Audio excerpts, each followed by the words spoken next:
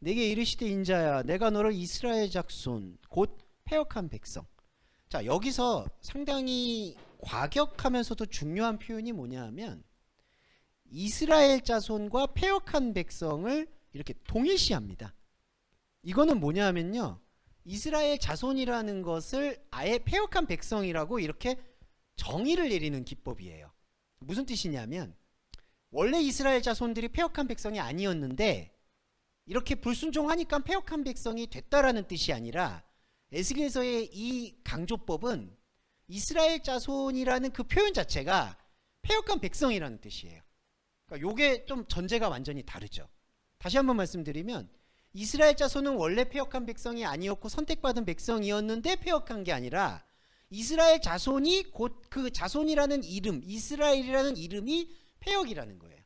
왜 그럴까요? 이 전제는 제가 지난번에 말씀드렸던 하나님이 생각하는 이스라엘과 우리 생각하는 이스라엘의 근본적인 차이. 우리가 생각하는 이스라엘은 하나님을 왕으로 세워서 그 왕을 섬기고 그 왕의 능력의 전능함을 맛보는 신앙생활을 우리가 생각하는 이스라엘이라고 볼 수 있고, 하나님이 생각하는 이스라엘은 첫 번째 시간에 제가 말씀드렸죠. 엘로힘인 우상의 하나님이 여호와를 만나서 깨지고 충돌하는 그 머리 안에서의 영적 전쟁을 경험하는 것, 그게 바로 내적인 복음이거든요. 그 내적인 복음을 느끼고 지속하는 이스라엘이 하나님이 생각하는 이스라엘이에요. 그런데 여기서는 지금 에스겔의 진단은 인간이 생각하는 이스라엘은 본질적으로 앞으로도 패역한 백성이다, 이거를 강조한다는 겁니다. 그러니까 깨끗했다가 패역했다는 뜻이 아니라 사람이 생각하고 있었던 이스라엘은 이미 출애굽 당시서부터 패역했다는 거예요. 요거를 좀 우리가 유념해서 봐야 된다는 거죠. 그러면 패역이란 뜻이 뭐냐 하면은 멀어진다라는 뜻이 강합니다. 그러니까 돌아섰다, 반대하라는 뜻도 있는데 이 본질적인 뜻의 의미는 멀어진다라는 게 강해요. 이 멀어진다라는 거는 참으로 고통스러운 얘기인데, 차라리 반대를 하거나 저항을 한다라는 것은 뭔가 적을 알고 뭔가 내가 대항한다는 대상을 안다는 얘기거든요. 그런데 이 패역이라는 뜻의 원래의 원뜻은 멀어져 있다라는 뜻이 있어요. 이 멀어져 있다라는 게 뭘로부터 멀어져 있냐? 영의 생명에 대한, 감각에 대한, 복음에 대한 것에 대해서 멀어져 있다라는 겁니다. 그러니까 패역한 백성의 본래 뜻이 멀어져 있다는 뜻이에요. 그러면 그 다음에는 왜 이게 배반이 되느냐, 배신이 되느냐? 영의 생명으로부터 멀어져 있으면 그냥 중립적일 수 있으면 어떠냐라고 생각할 수 있잖아요. 마치 우리가 하나님을 믿지 않고 교회를 다니지 않아도 그냥 세상에 있어도 뭐 잘 유지되면 좋지 않겠냐, 그냥 복음이고 예수 그리스도 이름이고 이런 거 복잡한 거 좀 알기 힘들고 싫으니까 그냥 나 아무 신앙도 안 갖고 그냥 무신론이면 괜찮지 않겠냐, 이렇게 생각하시는 경향이 있는데, 멀어지면요 인간의 본성 안에 아까 목표 말씀드렸죠, 늘 뭔가를 향하고 쫓게 돼요. 그러니까 멀어지는 것 자체가 이미 하나님이 아닌 다른 가치관을 쫓을 수밖에 없는 구도가 이루어진다는 뜻입니다. 그러니까 중간이 없어요. 그러니까 나는 그냥 아예 하나님 안에 들어가 있지 않고 그냥 교회도 안 다니고 복잡하고 피곤하니까 나 이런 말씀 안 볼래 라든지, 또 죄송한 말이지만 그냥 교회 안에서 우리가 감정적으로 은혜를 받는 게 뭐가 나빠, 그냥 그거 맞고 나는 뭔가 그걸 리플리시해서 그냥 살아가고 싶어라고 하든지, 다 나쁜 말은 아니에요. 다 사람이 갖고 있는 안타까운 본성이죠. 사람이 일요일날 와서 주일날 와서 이렇게 복잡한 말씀 누가 듣고 싶겠습니까? 말하고 있는 저도 진짜 죄송한데 말씀드리기가. 그러니까 이제 치료받고 싶죠. 위로받고 싶죠. 그런데 죄송한데 그것 자체가 아까 말씀드렸던 사람이 설정해 놓은 이스라엘 안에서 이루어지는 그런 구성이고 프로그램이고 이벤트이기 때문에 본질적으로 멀어질 수밖에 없고, 멀어지면 그냥 멀어진 대로 있으면 좋겠지만 그게 아니라 계속 자기의 뭔가를 추구하게 되는 거예요. 우상을. 그 우상이 곧 적그리스도가 되는 거예요. 그래서 이스라엘 자손 곧 패역한 백성. 그런데 이게 오해가 많은 게 뭐냐 하면 패역한 백성 배반하는 게 불순종이라고 다 동일시하는 거예요. 근데 여러분 아까도 말씀드렸지만 불순종이라는 거는 순종해야 될 것을 아는데 순종하지 않는 거에 뉘앙스를 갖고 있어요.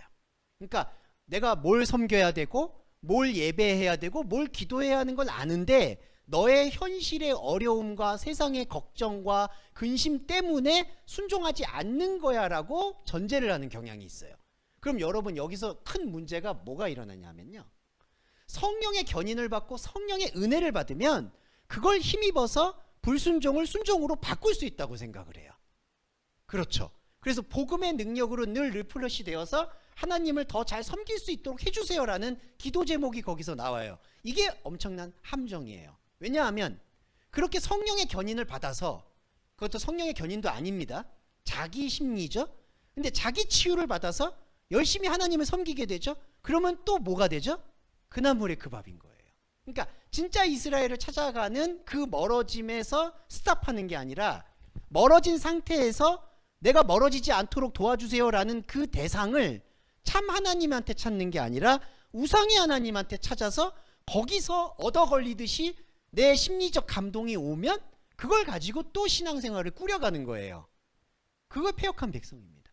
그러니까 이 패역이라는 것에 있어서 제가 앞서 말씀드렸던 에스겔은 처음부터 하나님이 생각하지 않은, 사람이 생각한 이스라엘이 곧 패역이다라고 전제를 깔고 있는 거에 대해서 우리가 집중해야 된다라는 거예요. 자, 그게 2장 3절에 패역한 백성에 대한 움직임이었고, 거기에 대한 부연 설명이 2장 4절에 이 자손은 이스라엘 자손입니다. 패역한, 얼굴이 뻔뻔하고 마음이 굳었다. 자, 이 표현은요, 이제 하자크하고 카시아라는 히브리어 두 개가 있는데, 요거에 대한 풀이를 좀 먼저 결론적인 걸 해드리면, 얼굴이 뻔뻔하고 마음이 굳었다라는 요 맥락은 이 얼굴과 마음 모두가 혼적인 자아를 뜻해요.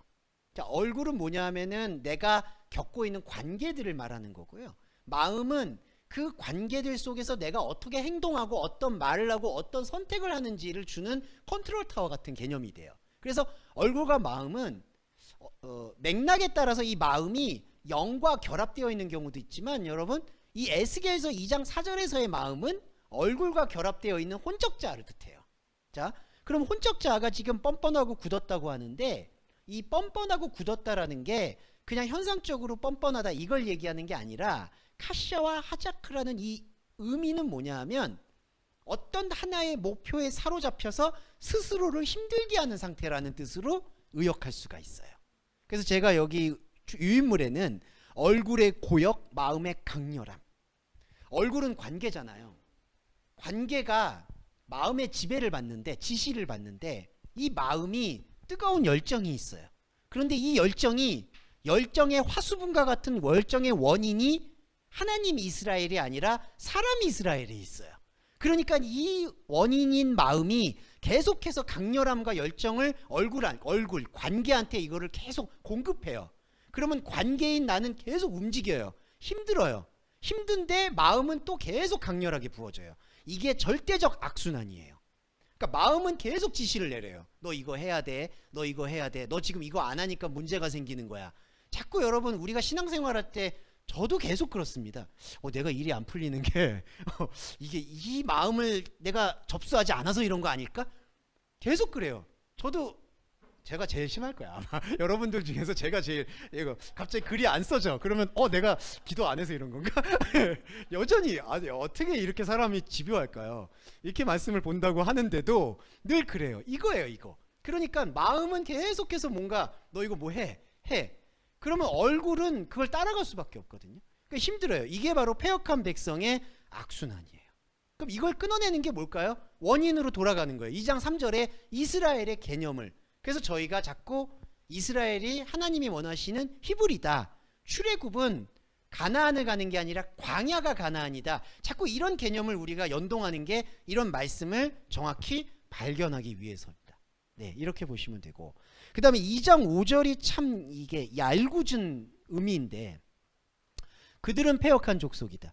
근데 여러분 이때는 그들이라고 얘기하는 게 요걸 약간 입체화해서 역사적으로 그때 당시에 이스라엘 자손만 의미하는 게 아니라 오늘날 우리도 그들이다라는 거를 조금은 보편화시키는 문장 기법이라고 보시면 돼요. 그래서 제가 좀 그걸 문법적으로 설명을 드렸는데 다시 풀이드리면 그들은 오늘 우리라고 보시면 돼요. 자, 우리 안에는 폐역의 속성이 있다는 거예요. 그래서 듣든지 아니 듣든지라고 번역이 됐는데 우리 안에 혼적인 본성은 폐역의 기질로 가득 차 있다. 그러니까 하나님의 말씀에 대해서 무관심하려는 충동으로 가득 차 있다라는 걸 그들은 폐역한 족속이다.